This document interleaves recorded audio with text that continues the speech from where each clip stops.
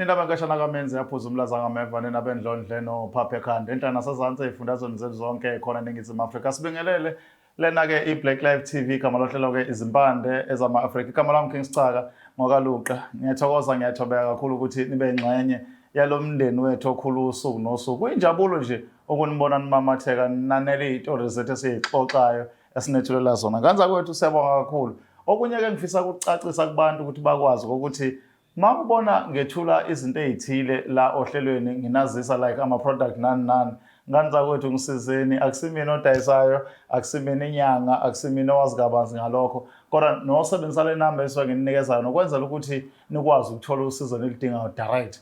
Nganza kwethu ngiyanazi niyangithemba kodwa hawu angazi kwenza lutho mina ngeze sikhafula angazi lutho nje ngizazela nje uThixo qha ya ngaza kwethu sanibona nithemba ukuthi niphilile niphile saka. Asike nodabeni-ke sizwe ukuthi ngabe isihambeli sethu sosuku namhlanje sithi sawubona mama. Sawubona njani? Sikhona njani? Hayi siyaphila nathi. Ubani ma? Igalami. Endaweni yaseMhlathumi. eMhlathumi. Yebo. Okay, mhlawumbe-ke mina ngiwazi uMhlathumi angibazi abantu bakhona abaphila kanjani banjani abantu balapho ngithatha ungibeke nje nami ngihalela ukuya khona. Indawo enhle kakhulu siphila nje isiZulu siphila isikhaya. Indawo nje yamakhaya nje. Alright, mangahle mhlawumbe usibriefe kancane ekukhuleni kwakho nawe nje ukuthi ukhule kanjani umndeni wakho yonke leyo nto kusukela ekuqaleni nje emabangeni aphansi esikole ubumuntu onjani esikoleni?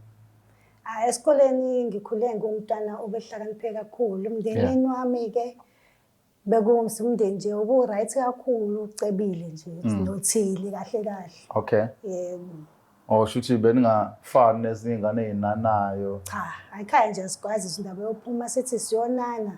Abazali bethu bayilwela kakhulu leyo nto ukuthi singakwazi siphume siyonana. Yebo. Bekwenziwana la ekhaya?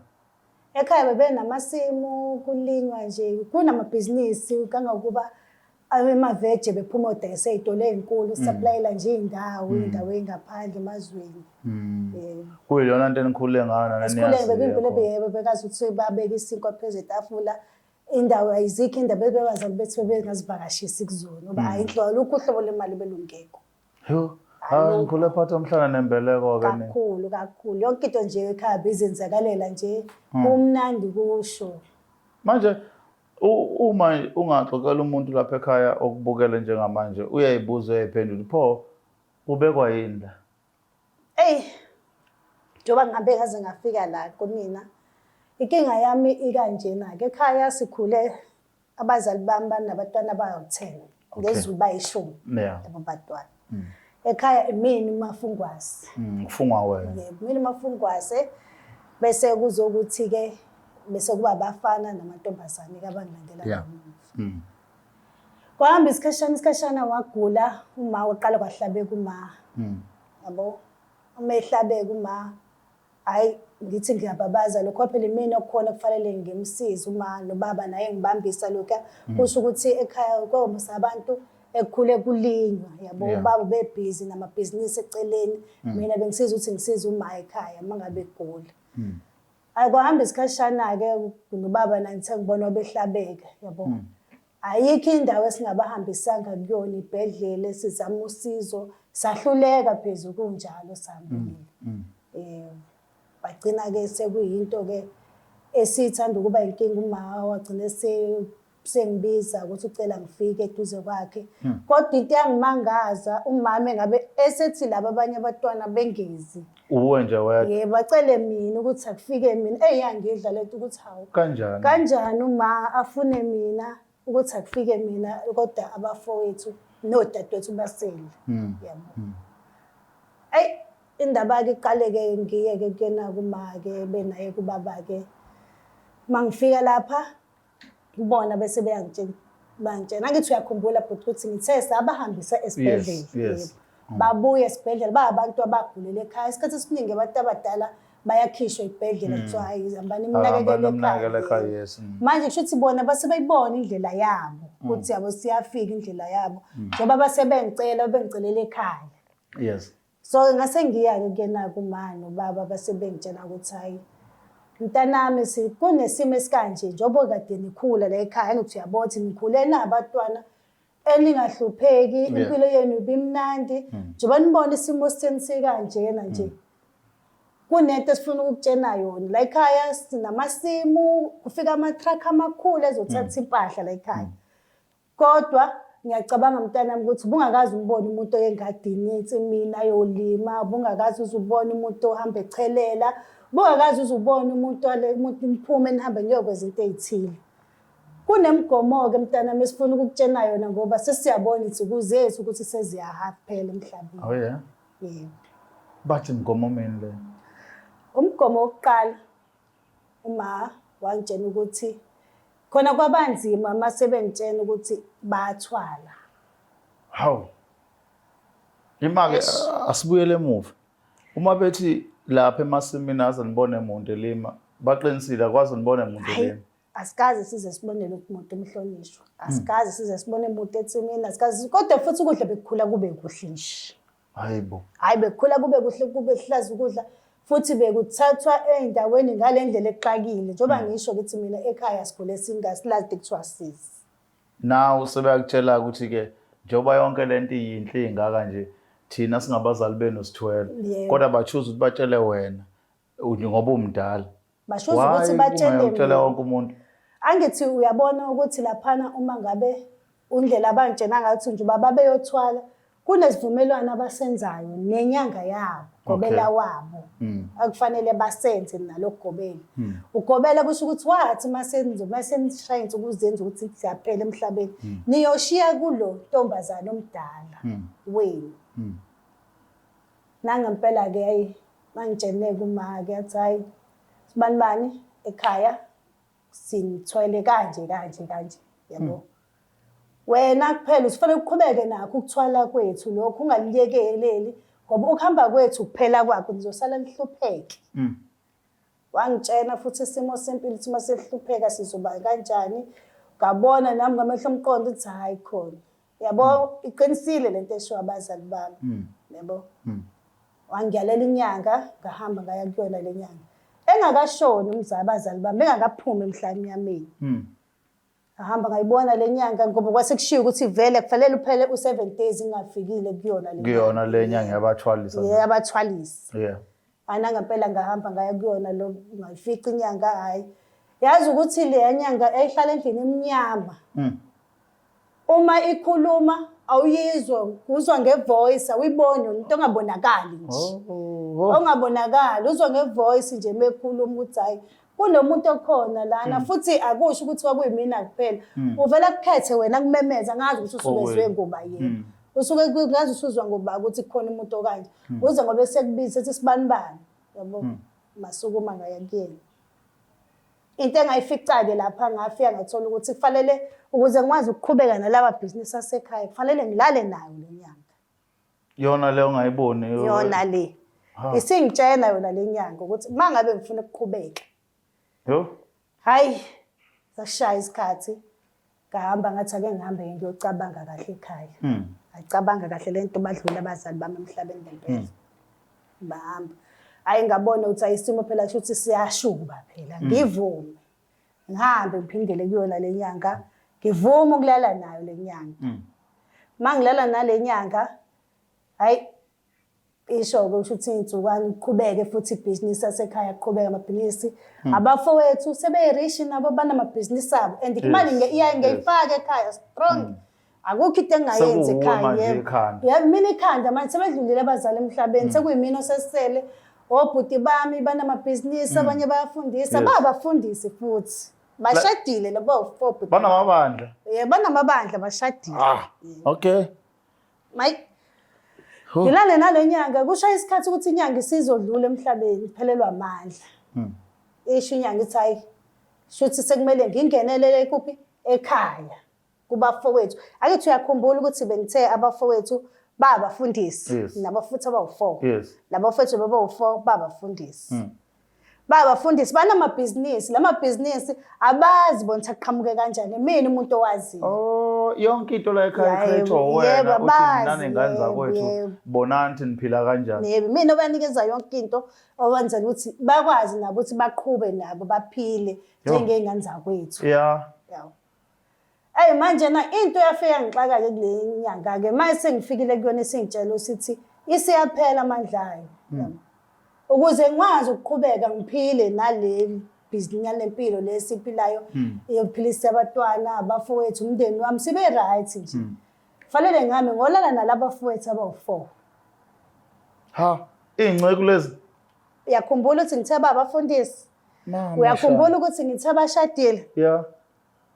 Kunzima ukuthi ngibuyele ngihambe ngotshena labo abafowethu ukuthi ngifuna ukulala nabo ukuze khona ibhizinisi ezokwazi ukuqhubeka. Kufanele ngibachazele phela manje ukuthi njengoba sikanje sisemthwalweni. Yebo. Sathwala ngavuma ukuthi ngiyathwala. Manje sekufanele ngidle la ekhaya. All along bona bazilutho ngento eqhubeka la babona usisi nje right obanakela bebancane bangikhonze ngalendlela bangikhonze ngalendlela nje ngisho makoti ngisho behlangena ikhita abangikhulumayo ngaphandle kwami bakhuluma ngami ngoba indlela bazi ukuthi ngibanakekele ngabazi futhi lokho abanakho banakho ngami futhi awuyena umuntu ohlahlala ukubeuze lokho ukukhuluma cha ngafundiswa nje ngayalo lapha ke musu uthatha isithwalo kuyayalwa lapha uyayalwa laphana kakhulu awuvele nje ukhulume zonke izinto nje manje ngoba manje sengiyabona ukuthi ake nginicele ke ngisho ukuthi hayi ke ningisiza ukuthi hayi na umthwalo usuthanda ukungisinda emahlombami now sekufanele ibhomu ibho sekufanele phela manje ngithathe abafowethu ngilale nabafowethu ukuze khona ngizokwazi ukuthi ngiqhubeke sibe rich la ekhaya now wona mawubuka istrategy sokuxoxa nabo ufika ubatshela nje ukuthi bafowethu lokho into eninayo 1 iphuma endaweni kanje 2 ukuthi nisaphila kusengenxa yami so ukuze ngikwazi ukuqhubeka nibone niqhubeka kufanele nina nilale nami mawubuka between ukuchoose uNkulunkulu wabo nokuchoose into yesithwalo bengawelaphi uma babona ngokholo lwabo ayingeke ngibone kuyinto enzima kakhulu ukubona ngoba noma godi babo bangikhonzile obhuti wami bayathanda isonto isithwalo nje imuthi nesonto izinto ezihlukene manje kunzima ukuthi angazi ukuthi khona ukuthi ngiyabaqala ukuthi ngizobaqala ngaphi njengoba kunanezingane ke phela ngoba bazele labantu and izingane ziyamazo antu odumo othanda wonke kakhulu bayangazi abantwana futhi nje angazi nabantwana basekhaya babafowethu abosisi bami ngibaphethe kahle ngale ndlela ngoba ngatshenwa abazali bami ekuqaleni ukuthi njengoba ngizokwenza kanje kufanele ngingafuna ukuflathela umndeni okufanele uze phambili kimi nawe inkinga sekuyile yokucabanga manje nayo ke inkinga ke mase kufanele ngilale nale nyanga le tshela mina ke mawukhuluma nenyanga le okuyiyona umnikazi wazo zonke lezi zinto ithina ayikho indlela engenza ngaphandle ukuthi kuthiwa la nabafowethu asikho ayikho nje akukho phela manje njengoba ikhala nje ithi ngithiphelelwa amandla sekufanele ngishone kubafowethu wena ubwenze njani kuyona wafike waya mase lokhu uvuselela njengoba ngisho ukuthi uma le nyanga ihlala endaweni imnyama le ndawo ngicabanga ukuthi mhlawumbe yakhumbula ukuthi ekuqaleni ngithe imnyama le ndawo uma ngabe ufika awukufika uwedwa yabafica abanye abantu bekhona nabo bazofuna usizo kodwa loya muntu akumazi ukuthi kubuzwa ngani ukuthi ubani wakabani uvela kumemeze nje uma ungene endaweni emnyama bese uyakutshena ukuthi okay uhamba ngete kanje yabo sure wena kufanele ulale nami ukuze khona uzokwazi ukuthi leli business lakini lingaphelelwa amandla ngoba phela ukhumbule esikhathini esiningi uma kuthwale abazali ukuhamba kwabazali emhlabeni ukufa kwakho leli business lesisithwalo siyafa manje kufanele ukuthi kusingapheli mina kufanele ngisisukumise lesi sithwalo manje kungixaka lenyanga mesithi siphelelwa amandla isakwazi ukulala nami ukuthi ngizoqhubeka kanjani nale business nalezi zinto zasekhaya sekufanele abafowethu ngizobaqala kanjani laba bafowethu ngibatshele ukuthi kufanele ngilale nabo ngoba manje ngithwalile abazali bami fanele ngibatshele phela ukuthi njengoba sikhula abazali bami babathwele kanje ngiyakhumbula ngelanga uma abazali bami abazali bethu sebezohamba emhlabeni ukuthi bangicela njengoba babengicelele yona into kanje ukuthi bafuna ngitshela ukuthi njengoba lekhaya nikhule sibrish ngale ndlela singahlupheki bebethwele sho asazi ke nayo indaba eseyithebeni babukela Black Light TV impande zama-Afrika